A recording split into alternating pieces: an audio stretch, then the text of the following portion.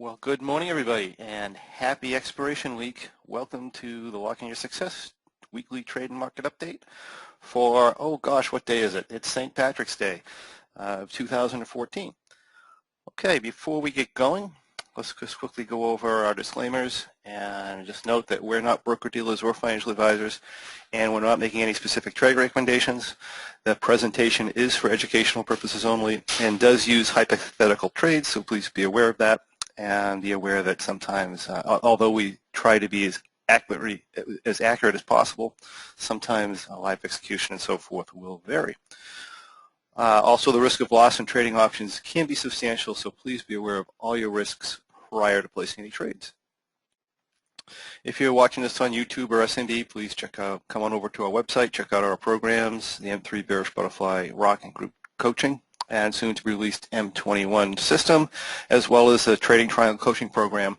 I'm just making a note, I did post on my website a Trading Triangle program kind of introductory webinar, just so you guys know what that's all about. If anybody would like to watch that, please feel free to go ahead and do that.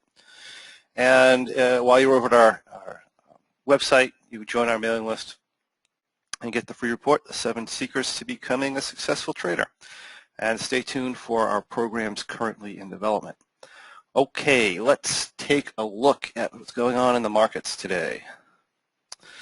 So last week we were talking about that we're kind of setting in this broadening pattern in the SPX, and this 1850 area, which technically should be a resistance area, really isn't a whole lot to pay attention to. And a better area to look at would be this this pink line. And I would still expect the markets, even though the futures are up this morning, to come on down and retest this pink line area prior to bouncing and probably going higher into expiration. I don't know that we're going to hit this this little white circle. We may end up a little lower than that. It's also possible that we reverse now. One of the things when you're in a broadening pattern, you get the buyers and sellers taking shots at directions, and you tend to get these random sharp movements in the market that don't really mean anything. And that's the way I'm pretty much looking at anything as of right now. Is just kind of a random movement until we decisively break this area. You know, even if we broke the SPX to the downside in this broadening pattern, we still have our primary trend line to attend with. We still have this nice support area at around 1810. So the risk to the downside seems to be fairly minimal as far as getting a really huge move, because we have a lot of support under us. Of course, we start breaking these levels and it gets more serious, but as of right now, I'm still thinking possibly a little bit lower, and then we bounce into expiration a little bit higher. We might tag the low side of this circle. Like I said, I may be calling that a little high. If we look to the NDX, come right down into a support level, which this is acting completely normal. And even if this small support level breaks, we still have significant support. We got a 50-day moving average. We got this longer term area right here, 3570 to 3600. That's been a support level in the past. So we have good support here, which again leads us to the thing that although we may come down a little, we're probably going to bounce. And even if we bounce, like I said, I think we're going to stay in range here. If we get the Dow, same thing. We're coming into a support level. We have greater support underneath. So we are likely to bounce, but be range bound, possibly pull a little bit deeper into our level. And what does that mean for the Russell? The Russell's set up the exact same way. We are coming into our more primary support levels. We have trend channel support, we have moving average support, so we're likely to possibly come a little lower and bounce. So I have a question. I said on the SPX chart, why do you consider the top horizontal support to be useless and to take more consideration of the broadening pattern? Vincent, okay, let's see. If we come over to the SPX, it's not that I consider this to be useless, and I probably worded that wrong. What I consider this to be is I consider it to be, rather than any sort of a distinctive level, because a lot of times you can, I mean, just support levels are never distinctive, but sometimes we have a very sharp support level or resistance level. So here we have, what is this, about 1812. and it's very tight. It's a very clean area, right? We have a top, we have a top, we have a temporary top, we broke it, and then we tested it again. This is a very clean support level. This here, when we get a resistance level or a support level on our longer term charts, and then the short term charts chop back and forth on either side of it, that makes that what I call a dirty support level. And usually what you get here is you get increasingly volatile. So here you can see, if you go on the short term stuff, here you can see our distinct level, right? We jump it, we come here, then we go a little higher, then we go a little lower, then we go a little higher, and then we'll come in here, we'll go a little lower, then we'll go a little higher. So it kind of makes this level really, really dirty. So I can't call this a break of a support level now, right now, or break of a resistance level till we're at least at 1883, and the reality is, because it's been uptrending and getting increasingly volatile, I really can't call it a break of a resistance level all the way up to the 1905. And I really can't call this a break of support all the way down to down to what, about 1820, 1825, which basically, it invalidates trying to trade off of this area. That's what I'm talking about. All right, so those are the basic indices. And like I said, we talked to the Russell here. Same thing, we're coming into a support level. I'm still thinking that we close the week somewhere in this range here, to slightly higher than we are now, to all the way up to previous highs. And that's what I'm looking for the week. As far as our trades go, the M3 did get 2 small adjustments this week. I mean, one thing you might have noticed too, towards the end of last week, right? Values were pretty good. This was worth $2,500, $2,600 earlier in the week. I think it went all the way to 28, and right at the end of the day, Friday, boom, it gets crushed down. And there goes your theory: is they price things, or you get what people say, you get theta before the weekend. And they do Monday's prices. The reality is they probably won't take pricing out of this until Tuesday afternoon. If the market doesn't move, that's when they'll take the pricing down. They may take it today if the market doesn't move. It's tough to say, but normally not till Tuesday of expiration week. Wednesday things really start getting serious, and you really start making or bringing some value into the positions if the markets don't move. They're still hopeful the market's going to move. So anyway, this position is here. It's 33 delta. What happened during the week is 2 things. Let me just hop into Back Trader here. I'll show you the position Monday morning. And the reality, if I was playing this and watching the market, I probably wouldn't have made this adjustment, but I did because that's my guidelines. So let's see, Monday, March 10th, is that right? Yeah, March 10th. So here, what did I end up doing? I added, oh, I didn't do anything Monday. I apologize. All right, so I didn't do anything Monday here. I went to, oh, that's because this isn't that trade. Hold on, I'm sorry. This is another trade I have on. So here Monday, this is what our position looked like. And of course, we got a little bit of an up move during the day here, and that led me to sell 1180, 1190 verticals just to widen this out. So I just took these 5 puts here and I moved them up to 1190 towards the end of the day. And like I said, I probably wouldn't have done that. At the end of the day, I was hitting my delta limits. I probably wouldn't have done that if I'm thinking a little bit more technical analysis, because I'm thinking the market's probably going to hold the level. We talked about this on Monday and come back down. However, I went ahead and did this. And here's what the position looked like at the end of the day. And obviously we had a fairly reasonable down move for being close to expiration later in the week, which means I ended up making a downside adjustment. And all I'm trying to do is widen this thing out. And for the downside adjustment, I just took my puts that were up at 1160, I believe. They were up at 1160, and I brought them to 1150, so I bought 10 put verticals, and all that did is widen. We took these back to here to give myself a little bit more room to the downside, starting to widen out my tent, get ready for expiration. And this is what the position looked like as of 5:30. And like I said, this was up $2,500 to $3,000 earlier in the day. And they pulled the value down to around 1,100 towards the end of the day. We shall see where the market goes today. If we get a big gap, then we'll be just kind of chasing this thing up and widening this out and see what we can expire it at. And of course, if the market settles, they will bring value into this relatively quickly, and I'll probably pop out of this if I can get over $3,000 or so, just to save myself going into expiration. Hi, Barrett. Since we're doing these on SMB, everything has to be considered hypothetical trades. I do have very similar live trades on. So Barrett just had a question. Said, is this a live position or paper position?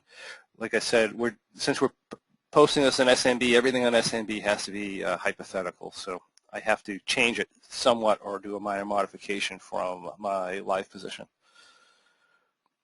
Here's another question. Is there slippage built in? And the answer is, I will, if I don't think I can get the pricing that is in here, I will modify it one way or the other. So I would say yes. As far as slippage, I generally don't experience anything, what you guys call slippage. I go in and I price options and I determine what they're going to sell at. Normally I can beat option view prices, so slippage really shouldn't be an issue there. And you should be able to beat option view prices most of the time also. And I can say that because a lot of the times I'll run my option view trades, like if I'm simulating a live position for some of the other demonstrations we do in the group coaching and one-on-one coaching and stuff like that. When I'm simulating the live positions, I don't even change the prices in option view. I just go in and hit them, and then I just compare my profit and loss to my actual positions. And almost, I'd say 80% of the time, I get better execution prices in the live stuff than I do here. So, all right. Okay, Derek, let's see. Trying to determine how far up I can roll for March expiration trade. Do you think 1160 put strike is too much risk if we gap this week, if we gap up? Right, so you're talking being short at 1160. I don't like it. I mean, you'd have to watch it. And one of the things I do coming into expiration week is I wouldn't let the price get within 15 points of my short strikes. So if you go to 1160, you'd want to be over to 1175. And really, if you start pulling much under 1175, certainly towards the end of the day, you'd probably want to run some protection on that.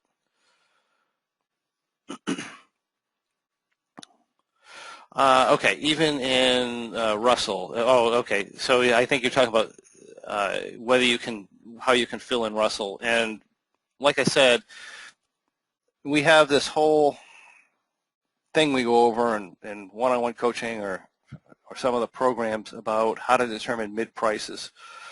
And because the mid prices are all over the place. If you look at a Russell Butterfly, and it says there's a mid price at $10, and you watch it for 20 seconds or 2 minutes, you'll find that the mid price might go, and this doesn't happen all the time, but it happens a great majority of the time, you'll find the mid price might go to 11.10 and then back down to 9.50, and it'll swing back and forth. Well, that doesn't give you, that basically tells me that the mid price it's posting isn't really relevant at any given time. So you have to go in there, you have to kind of get an average of where you're trading from. You need to look at synthetics and stuff like that, and we don't have time obviously to do that here because that's that's a 45-hour session in itself. But there's a way to determine where you think you're going to get filled, and usually I can get filled within 5 or 10 cents of where I think I'm going to get filled. So yeah, so fills in Russell, it's just that you have to know where you're going to get filled. You don't want to just hit 10 cents or $1 or 50 cents under a mid price because you don't know if the mid price is accurate. It may be a situation where you have no chance of getting filled, and then it may be a situation where you'll get filled, but you're $1, 50 cents or $1 off where you could have got filled. So you'll get hammered. So you just have to, that's just a process that that you can go through. Okay, so anyway, this is what we're looking for in an M3. All right, so Scott, I think you said that determining mid-price and getting good fills will be part of M21 program. Yeah, I do cover some of that in the M21, the basic framework on how to do that, and yeah, give some examples. All right, so what else do we have here? We have a rock trade, and last week we had, not last week, but the week before last week, we had to, because the market came down, we rolled this into what we had cat position. And since then, there have been no adjustments whatsoever on this. So if you look at the T-log, the last time we made a move was on the 11th when we rolled this butterfly that was 20 points higher than this, up at 1180, down here to 1160. And I plan on riding out cat position until expiration and probably taking around $6,800 here. If the market gives us a hard time and starts pulling down too far or up too far, I'm just going to scale out of this since it's expiration week and just take what we can get. But as of right now, this looks like a very high probability of a $6,800 trade. And of course, if we hang in the middle, I may even be able to bump that a little higher. If we push off to the edge, I may be able to go a little higher. So this is looking really well. And those are the only two trades that we're going over that are coming into March expiration, that are open in for March expiration. As far as our other stuff on, we have the April Bearish Butterfly, which is doing fine. It's about $3,000. There were no adjustments to this week either. The last adjustment we did was on the 4th. We had our entry, we had our roll-up, and we had adding in the second, third. Here is what the position currently looks like. Everything is perfectly fine. Of course, if we go up, we'll just continue with the plan. And I don't know how far we are from expiration here. What are we, 35 days, so we'll still be in this quite some time unless we hit our higher profit target, which is very possible. If we stay in this sideways range that we've kind of been in and we don't break higher, it's a real good possibility with a profit target in this month. So it looks great. I did not open the April M3 yet. I almost opened it Friday. I was looking at it, seeing if thought I could get fill with the pricing because the pricing was very favorable, but I actually got sidetracked. So that's not entered yet. April V Condor is unchanged as well. Look here, last thing we did was on the 5th, and this is looking something like this. And this is still okay. If the market continues to creep up, then we'll make money up here. If the market comes down, we'll start raising the V. It's not going to be a banner month this month, but it should be fine. I wouldn't anticipate there being much problem actually making something here. And let's see if we have April Bearish Butterfly. Okay, May. It was May V Condor had to go in here on Wednesday. So we went ahead and did that. And this is the one thing you will have trouble executing, by the way, is the Condor section of a V Condor in that's 65 days out. There are 10 delta spreads. You can do your pricing on this, and a lot of times you're not going to get where you think you're going to be. I know it's going to cost a little bit more to get in, and there is some slippage there, but there doesn't have to be.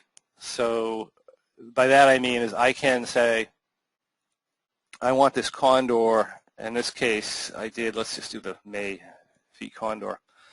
I can say I want this Condor with 1280 shorts and 1060 shorts because they're 10 delta at the time, right? And then I can say, then I can just put the position on, and I know that probably 9 months out of 10 that Condor is going to draw down at some point. And I can just put that in and wait for the price to move, and when the price moves I can get filled at whatever price I had. My only risk there is I may not get filled. But most of the time you're going to have some sort of a move that's going to allow you, especially if you're in the center of the marbles in the center of the tent here, there's going to be some point where the price is going to move and fill you, and then the straddle is really easy to fill. You can get those at better than mid prices almost all the time, which actually tends to even out the cost of the condor, because if I do have to pay a little or take less credit for the iron condor, usually I can get into my straddle less than mid price, so it kind of evens out by the time everything's filled out in option view. So here was the entry here at the end of the day on Wednesday. We got the straddle at 1180 and our shorts at 1060 and 1290.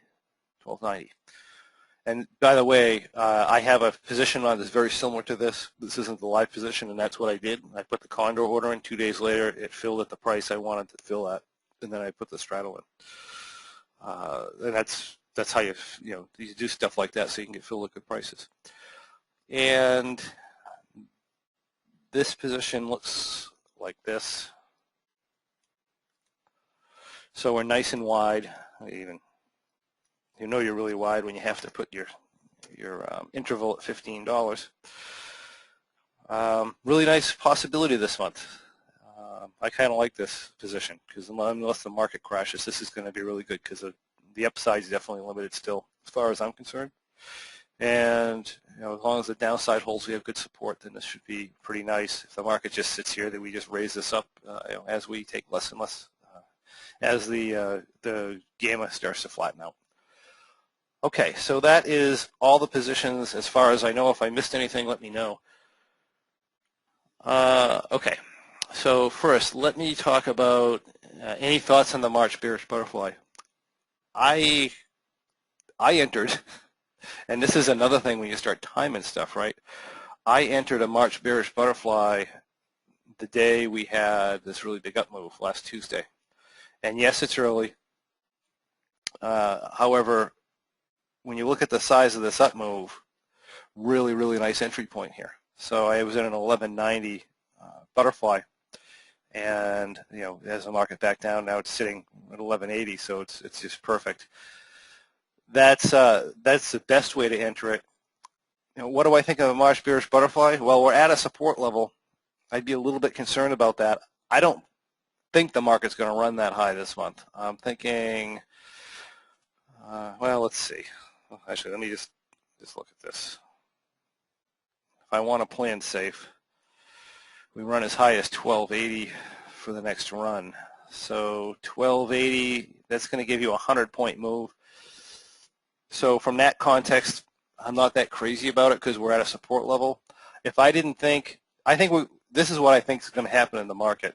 My personal opinion is the market's going to come up maybe a slightly higher than this, 1225, and run sideways. So from that context, I think the March bearish butterfly, the May bearish butterfly, even at this level, is a good deal.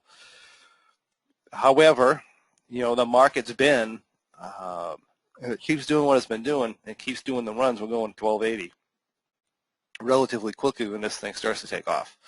So if you want to look at it from that perspective, then you're better off in an M3. I'd rather wait till we have a breakout here of around 1230, and then I only have to ride at maybe 50 points. And then actually 1240 would be probably the best price to get this at.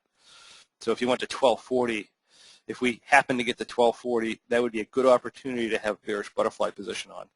If we don't get there, it's a little risky that we might break out. So you can do some techniques to help with the range in that case. I actually think it's a good trade, even at that level, because I don't think we're going to 1280. What's going to change my mind? A break higher is going to change my mind. All right.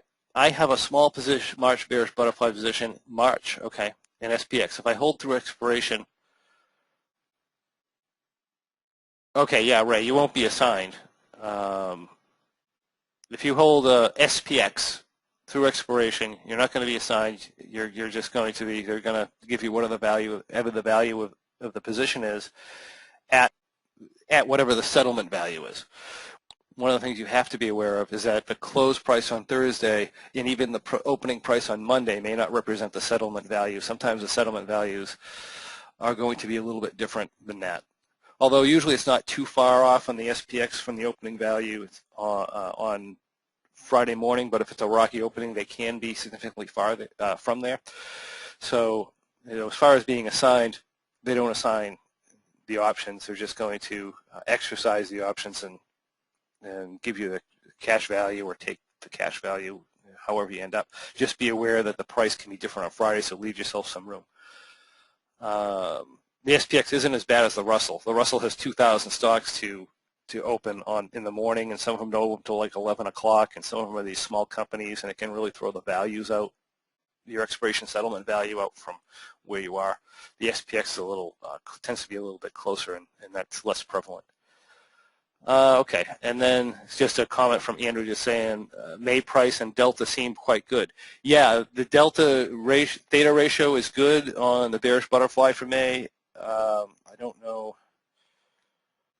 what it is right now because I don't have that strike on. I have a different one on. I got now once you get to know this trade, you get an idea of what kind of range it'll take. So if I come in, yeah, right. So I'm only running 60 delta, which is actually very, very nice. That's as of Friday. So that may change today.